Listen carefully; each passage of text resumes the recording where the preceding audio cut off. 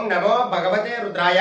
జనవరి 3, 2026 మనకి శనివారము, పౌర్ణమి, ఆరుద్ర నక్షత్రం ఉన్నది. ఈ యొక్క ఆరుద్ర నక్షత్రం ధనుర్మాసంలో రావడం ఈ యొక్క నక్షత్రానికి ఆరుద్రోత్సవము లేదా శివముకోటి అని మనం పిలుస్తూ ఉంటాం.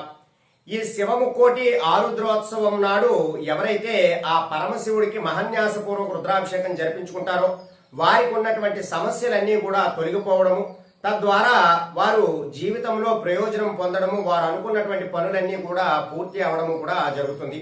ఈ రోజు ప్రతి ఒక్కరూ కూడా ఓం నమ శివాయ అనేటటువంటి మంత్రాన్ని, ఆ పంచాక్షరి మంత్రాన్ని 108 సార్లు జపం చేసినా సరే వారి జీవితంలో ఉన్నటువంటి నవగ్రహ సమస్యలు ఏవైతే ఉన్నాయో, నవగ్రహ దోషాలు, జన్మలగ్న జాతక రీత్యా గోచార రీత్యా ఉన్నటువంటి సమస్యలన్నీ కూడా తొలగిపోయి వారు అనుకున్నటువంటి కార్యక్రమాలన్నీ కూడా సకాలంలో పూర్తి అయ్యేటటువంటి అవకాశాలు ఎక్కువగా ఉన్నాయి.